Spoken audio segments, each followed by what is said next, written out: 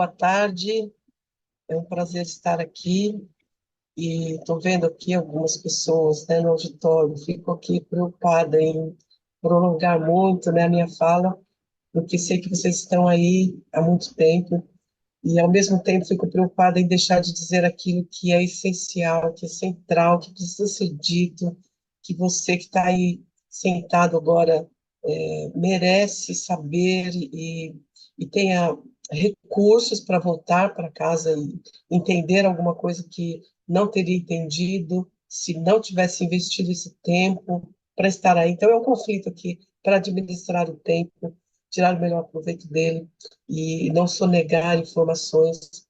É claro que eu não vou conseguir dizer muita coisa, mas esse é o meu desafio, que Deus me ajude. Doutora Adriana, e as pessoas às vezes ficam um pouco com dificuldade de falar do meu pós-doutorado. Eu fiz um pós-doutorado que é um só, né? É um programa multi, é, interdisciplinar. É um pós-doutorado em educação, vírgula, arte e história da cultura. Então, ao mesmo tempo que eu estudei a educação, eu estudei a educação nesse contexto, né, de história da cultura. Então, esse olhar amplo que, de fato, Deus me permitiu ter sobre a educação é por causa desse vasculhar a história da cultura já há muito tempo antes de ir para o doutorado, de ir para o pós-doutorado. E é nessa perspectiva de história da cultura ocidental é que eu enxergo essas armadilhas do Plano Nacional de Educação, porque o doutor Jean-Marie disse várias coisas aqui que pavimentaram o chão para eu poder falar, então a gente já ganha tempo aqui. O doutor Jean-Marie citou muitas vezes aqui John Dewey, que às vezes a pronúncia é essa, Dewey, que só quem tem alguma familiaridade, né, com uma outra língua consegue pronunciar. Eu consigo, continuo aqui com Dewey, John Dewey. Ele escreveu muita coisa que aparece nesse Plano Nacional de Educação. A gente vê, a gente enxerga ali essa continuidade de um projeto de emburrecimento intencional, programado da nação, das nações, através da educação. Muito dinheiro sendo gasto para não ensinar. Então, eu traduzi nesta semana, e eu estou querendo dar os últimos retoques no texto e disponibilizar para quem quiser ler. Eu traduzi um texto do John Dewey, que ele escreveu em 1898. Só hoje, só essa semana, nós conseguimos encontrar o texto original. Eu lia referências ao texto dele, mas eu não tinha conseguido encontrar o texto. Agora encontramos em PDF e eu traduzi um texto chamado O Fetiche da Educação Primária. E ele usa a palavra fetiche em alguns momentos, outras vezes ele usa ídolo, e outras vezes ele usa a palavra Deus. Ele fala que existe um falso Deus da educação primária, que é o ensino da língua, que é o ensino da leitura e da escrita. Ele chama isso de fetiche, ele chama isso de uma idolatria, que os idólatras adoram um falso Deus, como se o ensinar a ler e escrever fosse extremamente importante para a criança. 1898, ele fala disso. Então, ele fala que, ok, a reclamação das pessoas, a revolta das pessoas, quando eu digo que o ensino da leitura é um falso Deus, é compreensível, porque foi importante, há algum tempo foi importante. Mas o fato de ter sido importante há algum tempo já mostra que está desatualizado, o mundo mudou, a situação mudou. Hoje as crianças não precisam aprender a ler e escrever. Imagine alguém escrevendo isso lá em 1898. Bom, nós temos isso sendo revisitado e dito de várias e várias formas ao longo de todo o século XX e avançando aqui nos planos nacionais de educação. Nós temos leis no Brasil de 1928 pedindo, nós temos defensores, se não se tornam leis, mas são debates, discussões, pedindo aprovação automática para as crianças, mesmo que elas não aprendam a ler. Então já existe esse movimento de vamos colocar todo mundo dentro da escola, educação compulsória para todo mundo. Toda criança tem direito à educação, mas aqui a educação é sinônimo de escolarização.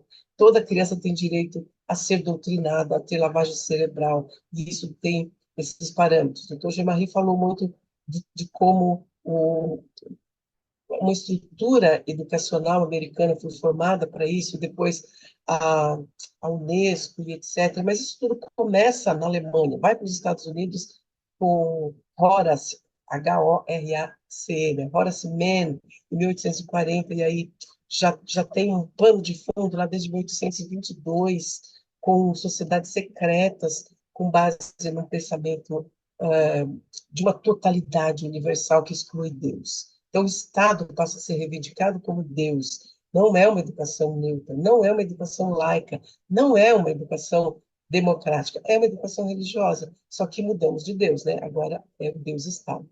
Bom, com base nessa história que eu tenho estudado, nesse avanço dessa ideologia de totalização mesmo. Já em 1848, Engels, na Alemanha, ele escreve que a mulher tem que ser tirada de casa para que o Estado eduque a criança.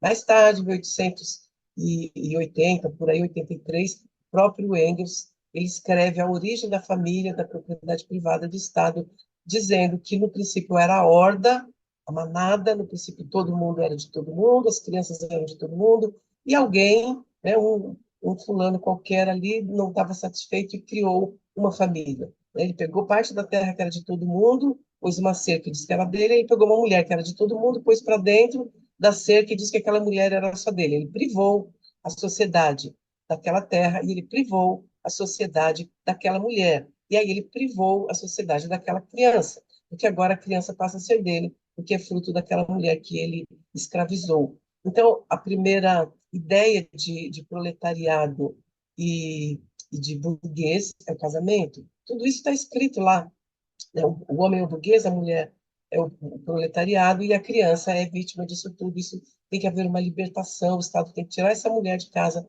para educar essa criança, para que volte a ser a horda, para que a criança volte a ser da sociedade, para que a mulher volte a ser de todo mundo.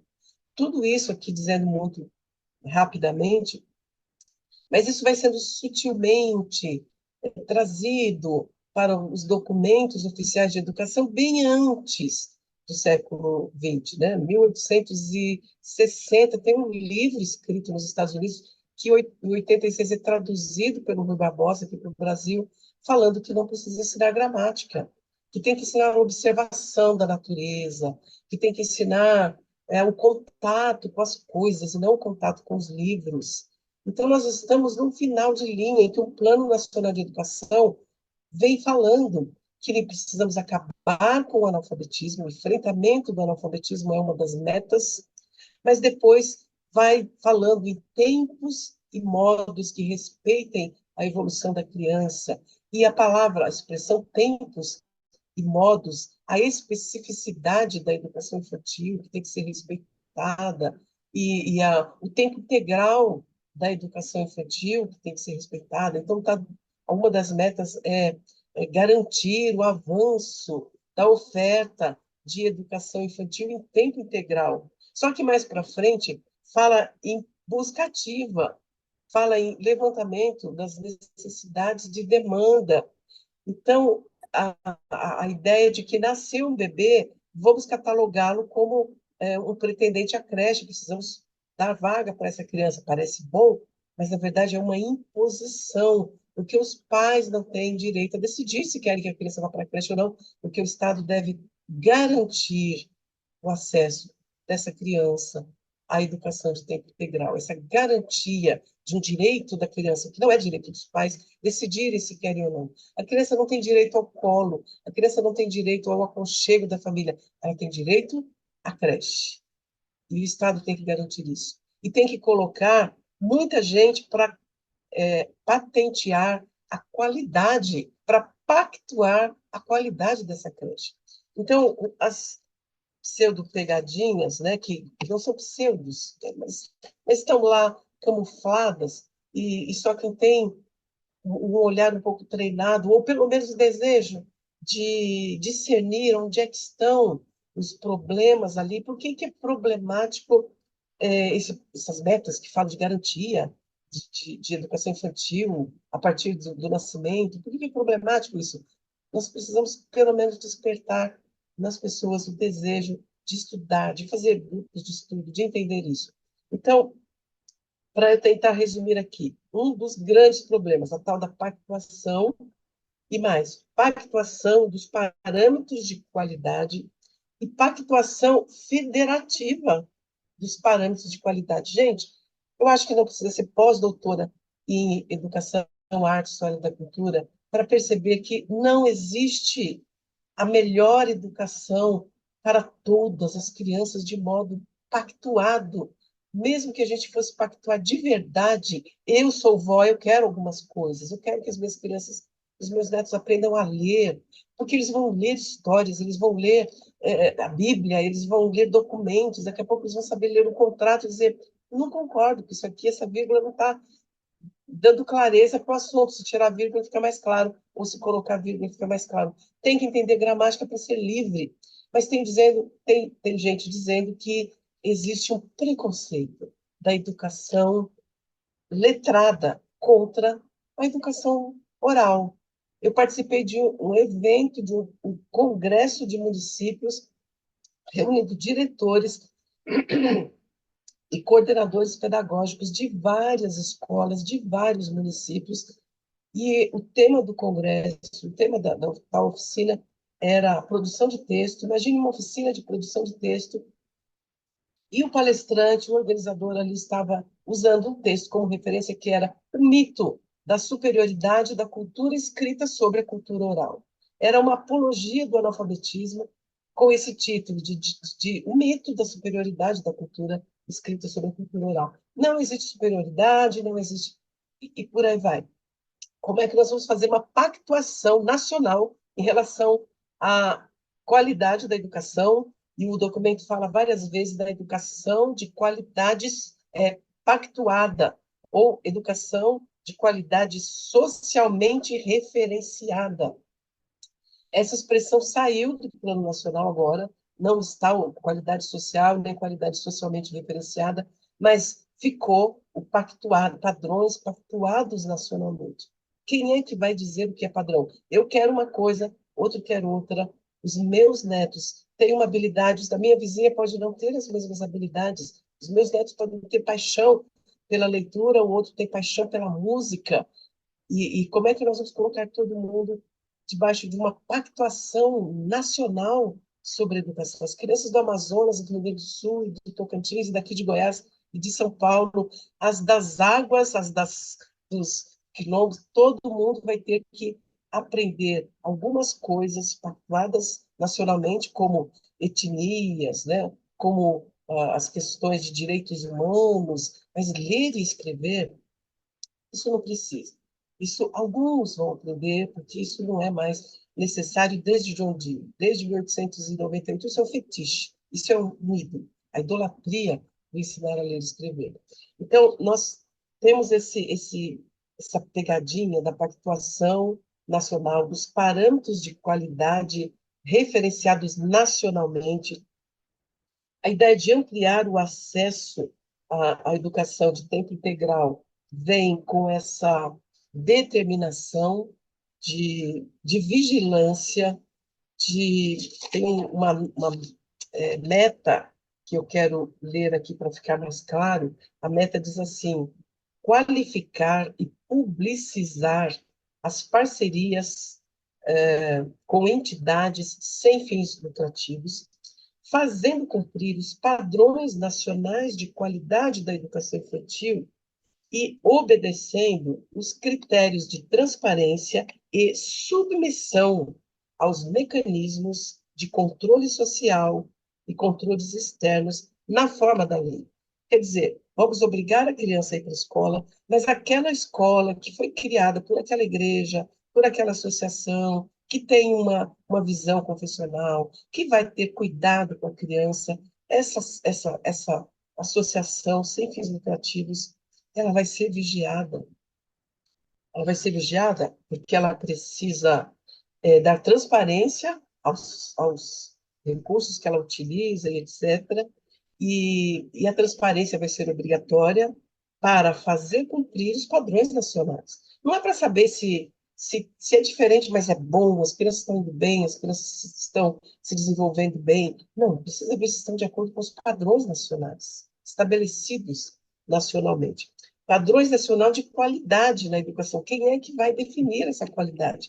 Está ensinando sobre racismo, está ensinando que dentro da mesma sala de aula, com crianças de 3 e 4 anos, estão ali os filhos e os netos dos opressores, junto com os filhos e os netos dos oprimidos. Eu li isso num livro didático para professores de ensino infantil, para crianças ali, era um livro para professores de 3 a 5 anos, e todas as orientações para que o professor aborde essa ideia de que aquela criança branca que está ali do lado daquela criança de cor, aquela criança branca é filha do opressor, aquela criança de outra cor que não é a branca é filha do oprimido. Como é que você, professor, vai criar dinâmicas, vai criar brincadeiras para trabalhar essas questões ali? Tem que trabalhar essas questões junto com as crianças.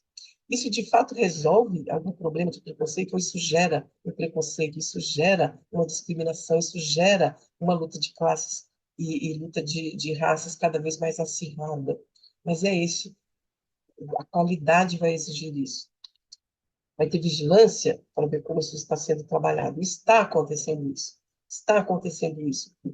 E várias escolas pelo Brasil afora, eu fico sabendo disso o tempo todo, de rodas de conversa e oficinas para trabalhar as questões raciais com as crianças. Essas crianças que ainda estavam tranquilas, brincando umas com as outras e considerando todos iguais, agora são obrigados a perceber que existe diferença, né? O avô dessa criança branca certamente é, oprimiu, judiou, destruiu a dignidade do avô daquela criança que está ao lado dessa criança branca. Vamos criar uma inimizade radical por currículo, e isso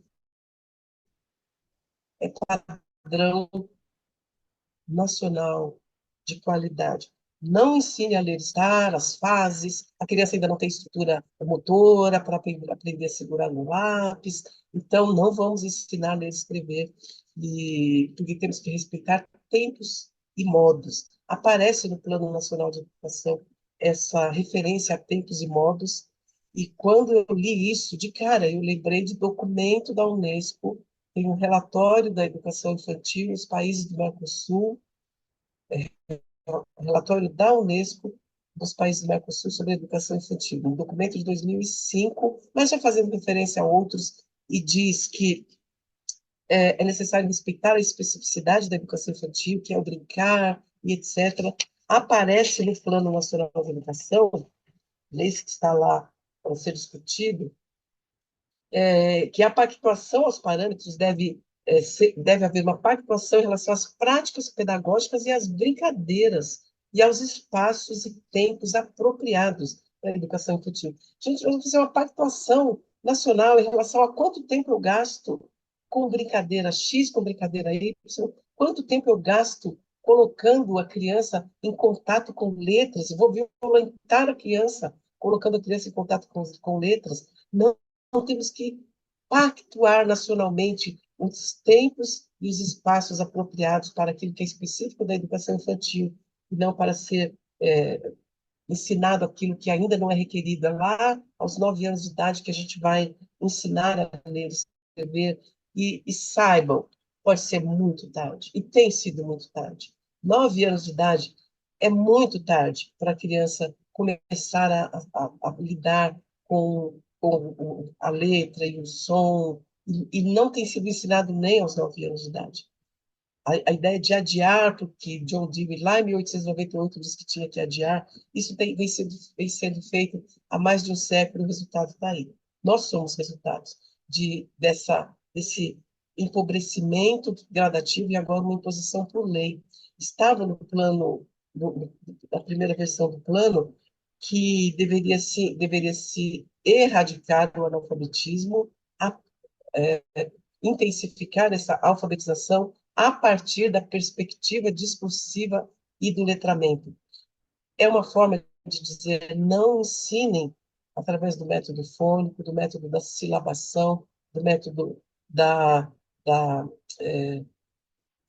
de ensinar a letra e a sílaba, né? Ensinem a palavra inteira, o método global, a palavra geradora, como John Dewey já falava, como outros falavam antes de Paulo Freire. Paulo Freire veio instituiu isso e as cartilhas foram proibidas a partir de 1998, por causa dessa essa ideia de que a criança tem que aprender primeiro brincando e tal, depois ela vai nomear aquilo que ela conhece e ela não precisa saber o nome da letra. Tem pessoas no último ano do ensino médio que não sabem a diferença entre uma vogal e uma consoante. Não sabem a diferença entre uma vogal e uma consoante. Eu já conversei com pessoas que estão terminando o ensino médio e não conseguem saber a função de uma vírgula, a função de um acento circunflexo, porque aprendem a decorar a palavra inteira, memorizar a palavra inteira, e pensam que sabem ler, e pensam que não gostam de ler. Na verdade, eles não sabem ler. A Lei do Plano Nacional de Educação foi aprovado, foi assinado um decreto em junho, que um dos decretos era de enfrentamento ao analfabetismo do Brasil, e o decreto começa dizendo que, para efeitos desse decreto, analfabeto é aquele que se declara analfabeto. Então, pessoa analfabeta, a pessoa que se declara analfabeta. Esse jovem de final de ensino médio, de começo do ensino médio, não faz muita diferença, porque se ele entra na segunda fase do ensino fundamental sem saber ler, ele não vai aprender a ler. Nem nos 4 últimos anos do fundamental, nem no ensino médio, e ele é capaz de entrar na faculdade sem saber ler. Mas essa criança, esse jovem não se declara analfabeto. E aí o Brasil está acabando com o analfabetismo por decreto e formando uma legião de analfabetos diplomados. E o Plano Nacional de Educação caminha para consolidar isso, né? A pactuação em relação às práticas pedagógicas e às brincadeiras, a pactuação em relação aos espaços e tempos apropriados para a educação infantil, a pactuação em relação à educação em direitos humanos e em diversidades étnicas e raciais, a pactuação da educação progressista, porque qualquer tentativa de ensinar a ler e escrever pelo método fônico, pelo método da silabação, é considerada retrógrada, é considerado retrocesso. Não podemos voltar a esse tempo em que a criança aprendia por meio de memorização de letras. Que absurdo memorizar 20 letras do alfabeto. Que absurdo memorizar a forma como a sílaba se forma, juntando vogal e consoante. Então, a educação progressista não pode dar um passo para trás, mas nós precisamos entender o que é a educação progressista. Progredimos para onde? Educação progressista é essa educação para a democracia, que o John Dewey escreveu Democracy in Education, e, e ele enfatiza essa educação para formar o mundo comum, o mundo global, a sociedade comum. E ele diz, não é por acaso em democracia e educação, não é por acaso que a palavra comum, comunidade, comunicação tem a mesma raiz. E aí ele fala que a comunicação, o relacionamento social pode ser maior entre uma pessoa e um livro escrito há séculos atrás do que com a pessoa que está do lado dela. Por isso que a gente precisa tirar os livros, porque nós queremos liberar as pessoas para serem uma comunidade, um mundo comum, a comunicação só permitida aqui entre aqueles que estão falando das mesmas coisas. Pactuação em relação a essa educação progressiva. Bom, eu quero terminar em respeito aos senhores. Eu quero dizer que tudo que eu estou falando aqui é só para desafiar um pouquinho a reflexão dos senhores, para gerar um desconforto, para gerar um desejo de buscar mais informações. Então, algumas pistas aqui. Eu acho que o doutor Jean-Marie quis dizer Leonardo Boff, quando ele falou Eduardo Boff. Né? Leonardo Boff, sim, trouxe mesmo essa mesma visão de formar um mundo massificado, um mundo que todo mundo seja igual, para caminhar para a manada. Mas eu nem acho que vale a pena ler os livros do Leonardo Boff. É necessário a gente ver algumas coisas até mais radicais. É importante, mas precisa ter uma lente para interpretar o que ele está dizendo. Né? Ele consegue ser bastante sutil em vários momentos, mas em alguns momentos ele chega a falar que o homem é o câncer do planeta. Nós precisamos extinguir o câncer para salvar o planeta. Então vamos destruir o homem, vamos fazer aborto, vamos destruir o homem para salvar o planeta. ele diz coisas desse tipo. Mas uma outra coisa que eu gostaria de sugerir, nada fácil tomar conhecimento de tantas coisas, tantos documentos que estão subsidiando o Plano Nacional de Educação. Aqui está um, é, parece que ali sai distorcido, né? Não sei se vocês conseguem ler, A Idiotização Programada da América. Esse livro foi uma dos divisores de águas para mim nesse conhecimento da história da educação no mundo e como se chega aqui no Brasil. Charlotte Iserbyt escreve de Deliberate Dumbing-Down da América. Aqui ela coloca muitos documentos primários, cartas, relatórios e trechos de livros, e ela conta essa história da desses personagens que o Dr. Jean-Marie mencionou. Ela conta, ela fala de vários livros que foram importantes para ela. Ela fala de um livreto que chama de Leipzig Connection, que para ela esse livro é um divisor entre antes e depois da educação, né? A educação antes da Universidade de Leipzig e a educação depois da Universidade de Leipzig, quando o homem passa a ser tratado como um animal, como um organismo numa caixa onde recebe estímulos aversivos, estímulos positivos, né?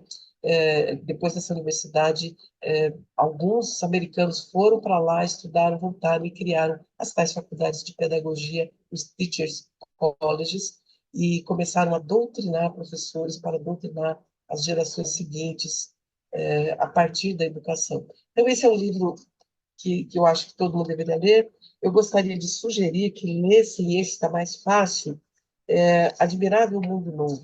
Se você for no YouTube, digitar Admirável Mundo Novo, você vai encontrar audiobooks. Então, você pode ouvir enquanto dirige, você pode ouvir a leitura enquanto faz alguma tarefa operacional, ajuda bastante. Esse livro escrito em 1930, na década de 30, ele traz as dicas para a Unesco depois de desenvolver. Né? Quem escreveu esse livro era Aldous Huxley, irmão do Julian Huxley, que é o ideário, que escreveu o ideário da Unesco.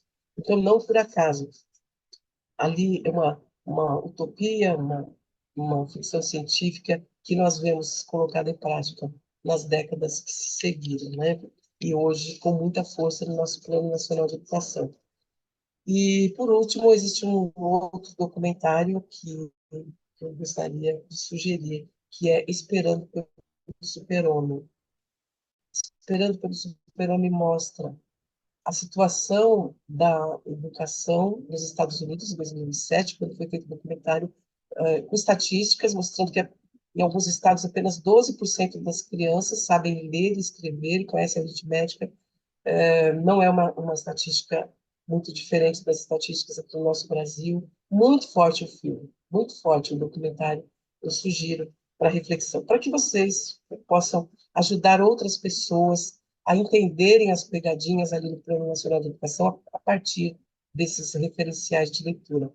Muito obrigada pela paciência, muito obrigada por estarem aí até agora. Obrigada, doutora Adriana, doutor João Alberto, e até uma próxima vez, se Deus quiser.